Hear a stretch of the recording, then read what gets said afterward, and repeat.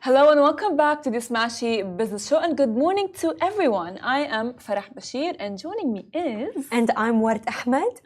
Well, first of all, before we ask, I'm going to ask you a couple of questions. Let's just quickly go through the headlines. So Shahid X launched this limited edition collection featuring top series, and as well 70% of Saudi investors eye UK property market, and Dubai's GDP up by 3.2% by 3.2% to $31.3 billion in Q1 2024. Big numbers today. Big numbers. Great news for the market, great news for investors, and great news for you guys as well. But first of all, good morning to you, Word. Good morning. How are you doing today? Well, I'm good. I'm great.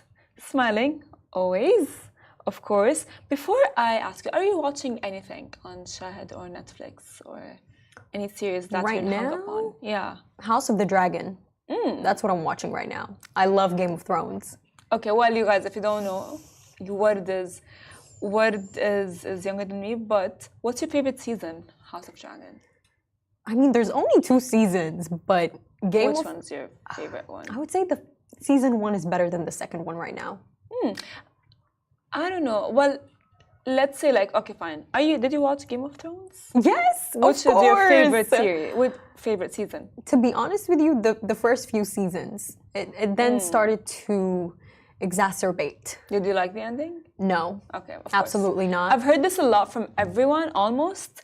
However, I have this theory that when a series has its first season, a lot of effort and a lot of story is put into it. And then the moment it exceeds to more than 2 or 3 seasons, it gets kind of monotone in a way where it gets boring, and then maybe the writers would be okay, well, how can we maybe add on some things?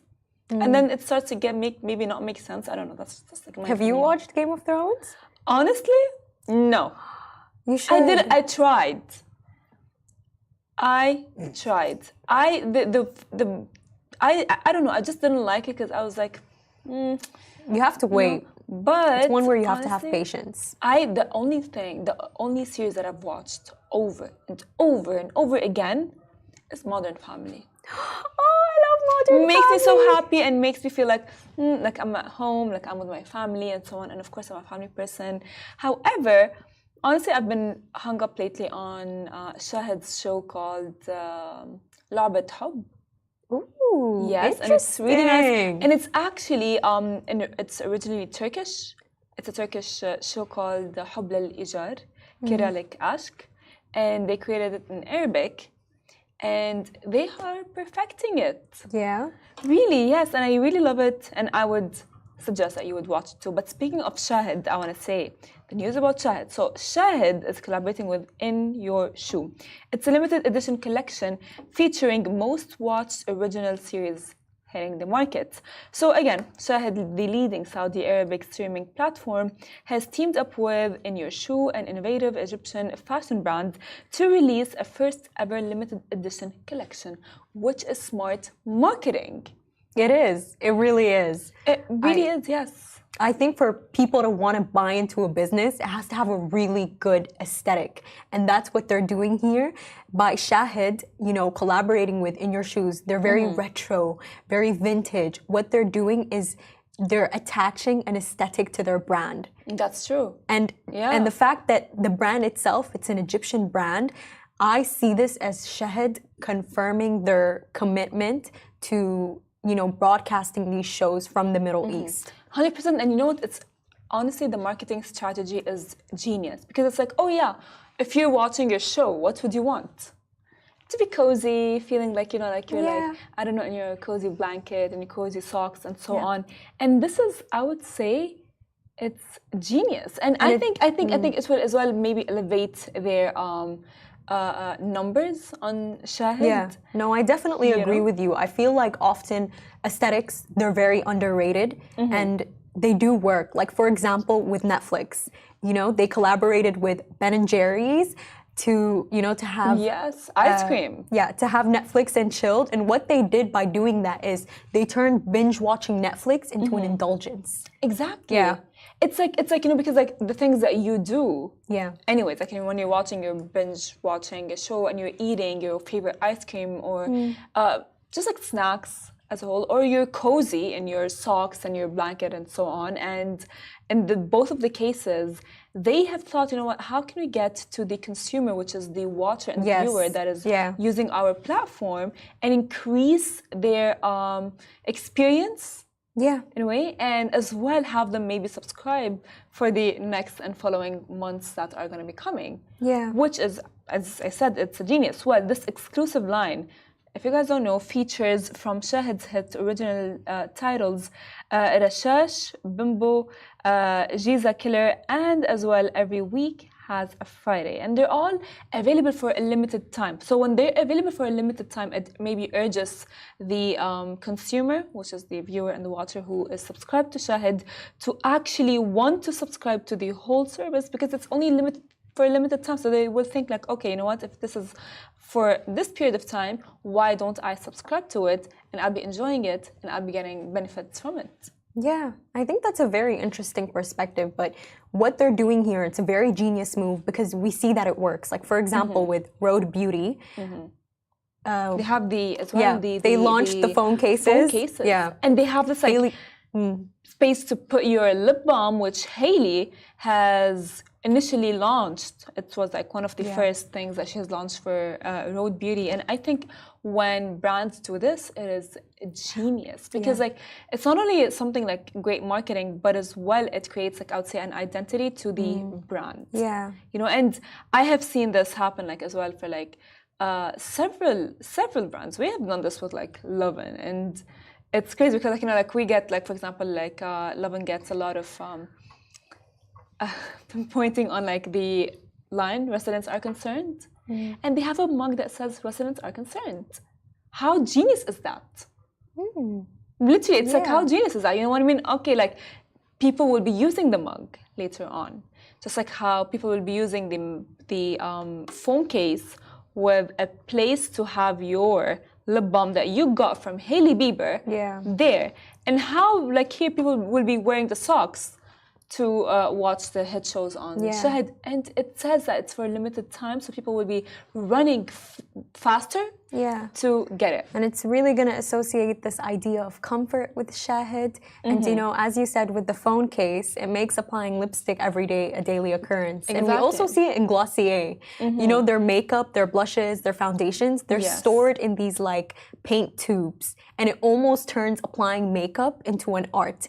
And this is why this is a very smart marketing move. When brands take everyday activities and they turn them into a memorable experience, people will want to invest into them. 100%. You said something that's very correct, where it is that when brands, instead of selling their products, they look at things of like, how can you make this an experience to the consumer? And in that way, they create, I would say, not only a brand, but like an identity. Like right now, you know, we see a lot of dupes for the Road Beauty phone cases, right? But is it Road? I don't think so. You know what I mean? It's like that kind of a thing. But anyways, let's jump to our next story. So over 70% of Saudi real estate investors target UK property market. So according to a recent survey highlighted by Arabian Business, over 70% of Saudi real estate investors are focusing on the UK's property market. Now, this trend reflects a growing interest in international real estate investments among Saudi investors, which got me to the question, why do you think people are now investing in Saudi real estate market? In the UK markets. Why are Saudis investing in the UK real estate market? Well, I believe it's because of the fact that, you know, we can see that Saudi, it's still developing. Their local market, it's not going to be as big as the UK market. You know, the UK market, their real estate market, it's more stable, it's more luxurious, and they have, they have more forms of properties than Saudi has to offer right now. And that's perhaps why their residents are investing in the UK. Well, I might disagree with you on that because, like, according to some research that I've done, is that the UK, apparently the UK's property market is facing a mix of challenges and opportunities for 2024. So house prices are expected to decline. And in light of that, like, if something is declining in price, you would invest in it because you're going to get it for cheaper. And then later on, when the market in the UK would go skyrocket high, you can resell it for double the price, hopefully, or something like that. And as well, the mortgage as well has declined by 8% as the economic downturn impacts buyers and lenders. And this higher supply of properties will continue to push prices at least until like mid-2024, which is now. And that's what people are more towards like investing. If I would let's say a house, like right now, I don't think I would invest, as Richard has mentioned how the prices of real estate has gone really high up in the UAE and specifically Dubai, and we know the reason why. We will talk about that in our next story. So the UK's average house price was at 285 and 285,000 pounds in May 24. For it was up to 2.2%. However, it has gone down to 1.6%, which I think, they might be small numbers, but they're very significant when you're paying a large amount of money. And that's why I would say, like, with Saudi Arabia and people who want to invest in houses, look more towards investing when the prices are low. Yeah, that's for sure. And I definitely think it has to do with options. In the UK, you're going to have more options to invest into. Yes. Saudi, all these plans that we've discussed, they're still ongoing, they're still being developed, but there'll definitely be more options in the local market in the future. 100%. So, like, that's why, Richard and I, when we were sitting here, he all the time would say, like, you know what, it's better to get property, but not now in the UAE. And so the Saudi Arabians and people in Saudi Arabia are looking forward to investing in the UK. Well, speaking of investment and money and all of these things, let's jump to a next story, which brings us closer to home. So Dubai's GDP grew by 3.2% in Q1 2024, reaching over $31.3 billion, which is a huge number. So the major contributors for this growth were wholesale and retail, which makes 22.9% of the GDP, transport and storage, 13.4% of the GDP, and financial activities, which makes 13.1% of the GDP, with manufacturing and real estate each contributing 7.3% to the GDP, which we just spoke about right now. How like the real estate market in Dubai specifically and the UAE as a whole is really growing. So what do you think of that one? See, I see these statistics over here from a competitive angle. Yesterday we discussed the GDP of Saudi, and I was discussing how, since their growth is just 1.3%, that shouldn't affect them that much. That number is not significant. But now looking at these numbers, we can see that it's very competitive. The UAE, it's coming at the top. Look, we know that the UAE, I love Dubai, so I will always be defending Dubai and on Dubai's side. We know that Dubai and the UAE as a whole is really making a great job. They have a vision and they're working for it. And we see that as residents actually being implicated every single day, with traffic being decreased, with with metro being open to more stations, with public transport as well being emphasized even more in the country, and as well with millionaires will be coming. We did mention that, I think you and I, if you remember back then. Millionaires will be coming and joining the UAE because they would want to invest, and specifically the fact that here there is not as much tax that will be implemented as it would be in their countries, from the UK, the US, and so on. Yeah, and that does confirm why their GDP is growing by 3.2%. 100%. And as well, it got me the question is like, what specific financial activities contributed to Dubai's GDP growth? Would you think so?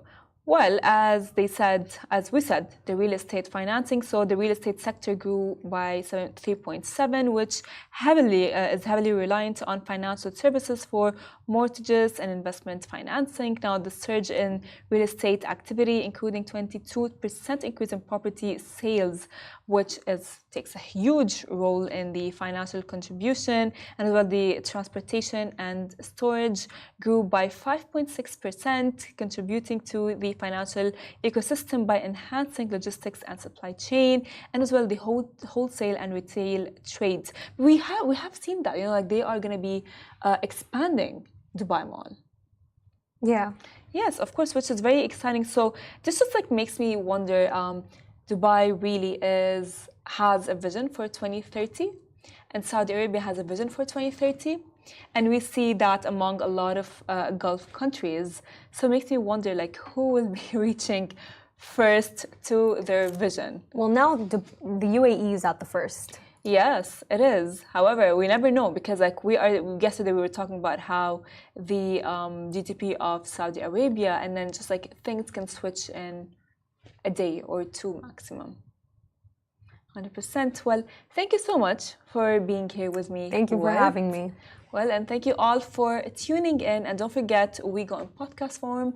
And as well, don't forget to subscribe to our newsletter to get the most recent updates. Goodbye.